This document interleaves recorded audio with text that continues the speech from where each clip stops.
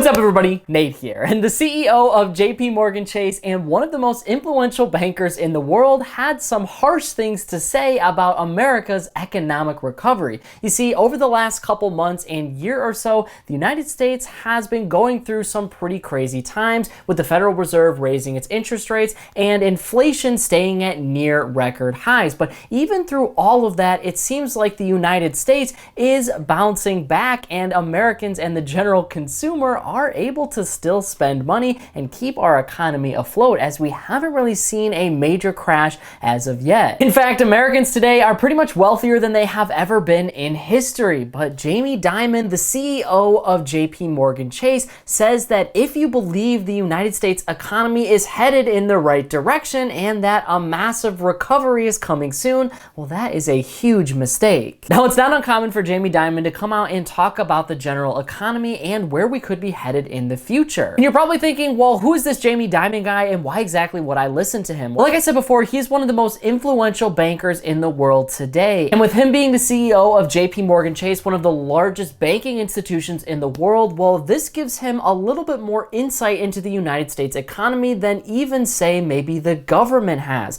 You see, a lot of Americans, pretty much the majority in fact, are going to house their money in a bank. That means that with JP Morgan Chase holding trillions of dollars worth of Americans' funds, they get to see how Americans are using their money, how they are saving their money, how they are spending their money, investing, how often are they pulling things out, how much money is coming in. And that gives a bank, and it gives Jamie Dimon a little bit of a better baseline to figure out which direction the economy is going in. Not only that, but Jamie Dimon himself was a part of the 2007-2008 banking collapse and housing market crash. He was one of the ones that was working directly with the federal government and Federal Reserve to sort of figure out how we were going to buy these banking institutions and keep the stock market and the banking sector from collapsing altogether. Now, I don't want to paint him too much as a hero here, but the bottom line is Jamie Dimon has a lot of influence and a lot of say when it comes to our economy, and he has a lot of knowledge because, well, he basically lived through a lot of this. So Jamie Dimon has a little bit of an interesting perspective on our economy in general, but right now he is very fearful for the direction that our economy is going to take, and that's for three major reasons. Now, the first thing that's got Jamie Dimon worried about the future of our economy is something called quantitative tightening. Now, the best way to explain quantitative tightening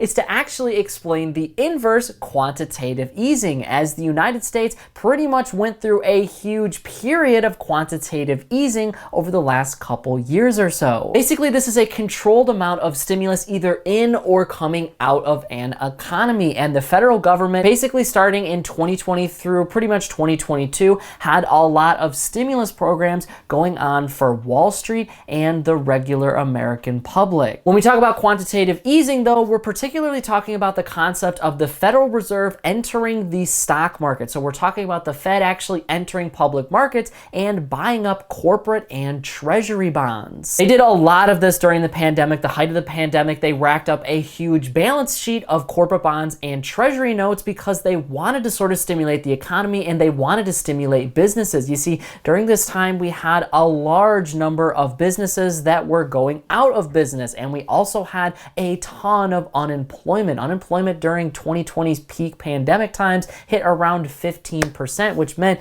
businesses weren't really bringing in a lot of money into the economy. And if businesses are not bringing in a lot of money to the economy, well, that kind of creates a vicious cycle of crashes. So the Federal Reserve basically entered the stock market and they started to pump money into it. And they did the same exact thing back in 2008 during the Great Recession. You got to remember, during 2020, there was a huge stock market crash. And when we talk about stock market crashes, that means that there is basically a lack of liquidity in the market because there is a ton of individual investors and corporations and pretty much everybody for that matter selling off their stocks, which means all of these businesses don't have as much funds to sort of operate their company anymore. So what the Federal Reserve does is they enter the market, they buy up bonds and they buy up treasury notes, and then they stimulate the market because now there is a ton of liquidity, which artificially props things up. It's not meant to stay forever. It's meant to ease the market and our economy through an economic crash. But now over the last year or so, the Federal Reserve has been sort of flipping on its quantitative easing and moving into something called quantitative tightening. And this is basically the exact opposite.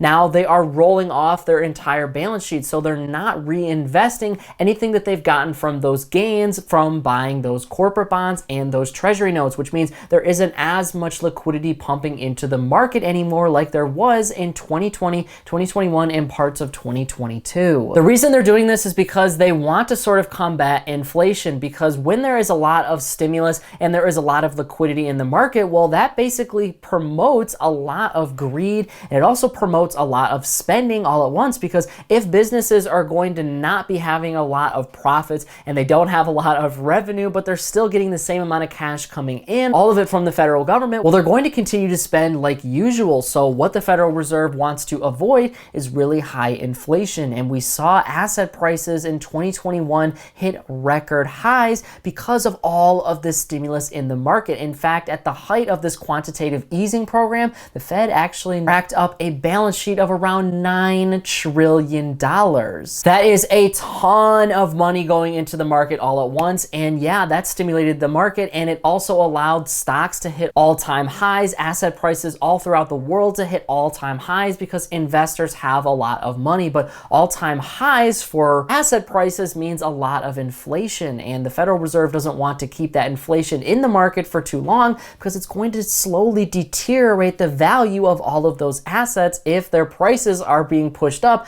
artificially. Like I said, the Federal Reserve is now tightening everything. So they're pulling back a lot of that stimulus, they're pulling back a lot of that money. They don't want as much money going into the market, and they're rolling off their balance sheet. So they're not reinvesting any of the gains that they've had off of interest or anything else from their corporate bonds. A bond in general is that you're going to buy a bond and you're basically loaning money to a particular organization. In this case, it was a lot of corporate bonds. So these were corporations that were getting money from the Federal Reserve basically directly. But the other half of that is that the corporations now have to pay back a lot of that money to the Federal Reserve. But with the Fed actually rolling off a lot of that money, corporations and businesses don't have to pay back as much as they would if the Fed actually reinvested a lot of those gains. So these corporations are basically getting all of this money up front, and they don't have to pay a lot of it back. And now the Federal Reserve is basically just entering the market. And remember, the only reason they wanted to be there in the first place was to stimulate the market and stimulate our economy and keep the stock market from crashing. They didn't want people's 401ks to go down. They didn't want these businesses to basically go under, because they don't have liquidity coming in from consumers, and they don't have any liquidity coming in for investors. And the Federal Reserve is very limited with what it can do with its monetary policies. It also did something for consumers during this time by lowering its benchmark interest rates to nearly 0%, which allowed millions of people to borrow money extremely easily. But that also created a lot of inflation, like housing prices going up very crazy because everybody got a mortgage loan. Same with auto prices, and same for just anything, because people were borrowing and spending on credit cards at a record rate. But that tightening has now entered the market as the Federal Reserve is cutting off that quantitative easing with quantitative tightening, and they're also raising their benchmark interest rates as they have done for the last year. So their benchmark interest rates were at around 0% in 2020 and 2021, but basically in March of 2022, they started raising them, and now they're at around 5.5%. So it's harder for banks, and it's harder for consumers, and it's harder for everybody, including investors and businesses, to get money right now, because borrowing costs are higher, and anybody that has an adjustable rate that goes off of those Federal Reserve interest rates, well, they're also getting hit hard too, because that debt is a lot more expensive to pay off now. So that was one part of it, but the other part that Jamie Dimon is really worried about is another concept that came kind of along with a lot of that stimulus, and that is worldwide governments spending like what he calls drunken sailors. So basically, governments around the world, including the United States, have been spending money at record rates right now. Our government debt actually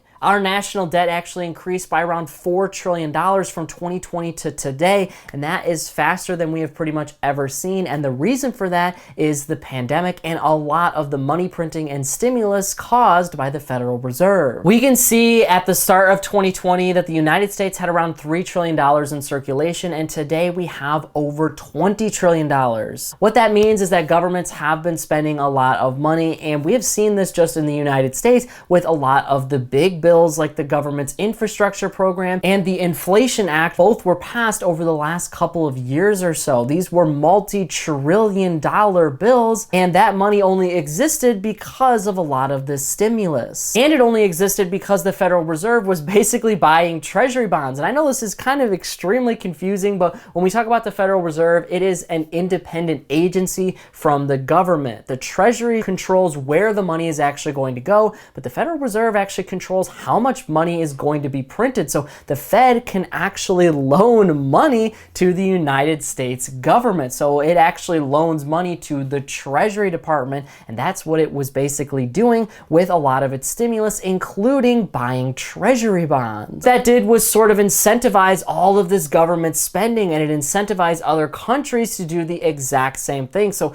we have had country after country spending a ton of money. What that has meant is that global debt is now at an all-time high, which means pretty much everybody is in debt, and it's getting a whole lot harder for everyone to pay off those dollars. The bigger issue here is that when you have quantitative tightening where the dollar is really hard to come by because, well, if you can't borrow money as easily, well, now it's hard to get US dollars. And that's the same for every single country throughout the world. And it's going to be a lot harder for people to spend in US dollars because the value is going to be steadily rising. There just isn't as many dollars in circulation right now because they're a lot harder to spend. But that means with the United States being the reserve currency of the world, all of these other countries, all of these other businesses that are holding US dollars, they're going to be a whole lot harder to use. And that means that the United States is going to be in trouble with its own debt. Now, the United States can't really do much if it doesn't have a way to borrow more money, because with all of these currencies around the world getting a lot harder to use and a lot more costly to take on, well, the US borrows a lot of money as it is to pay off its debt and to stimulate its own economy. That's good for a lot of other nations, and it's good for us because we're the reserve currency of the world and other countries want our money, right? But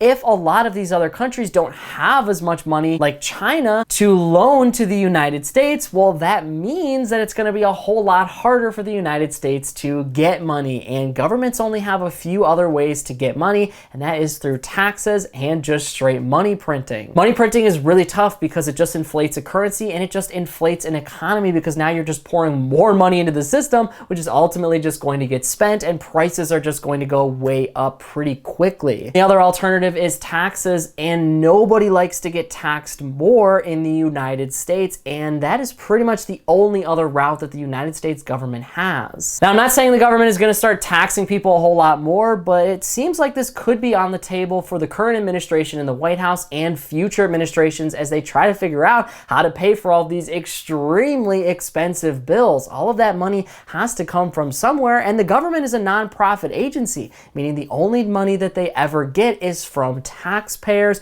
or printing money or borrowing money. And number three, Jamie Dimon is worried about just global conflicts in general. The war between Russia and Ukraine has made our entire globalization and our global economy extremely fragile, as immediately as soon as that conflict started, energy prices basically skyrocketed, and a lot of other costs associated with the goods and services that come out of Ukraine and Russia basically went up very, very high very quickly. And those are additional costs for Americans that they simply just don't have the money for right now. From Jamie Dimon's eyes, that means they're going to continue to pull funds from their savings accounts and get less money coming into their checking accounts, which means that there just is less money circulating throughout the economy overall. And Americans have to be very careful with what they purchase. Are they going to purchase $100 worth of groceries or $100 worth of something else? They have to decide, versus over the last couple of of years, there was an abundance of money and they didn't necessarily have to decide. It's not just Russia and Ukraine here. There's also some global conflicts between China and Taiwan and all throughout the world. And these are things that the Federal Reserve has no control over, and same of the federal government of the United States. They can't really do much to stop them,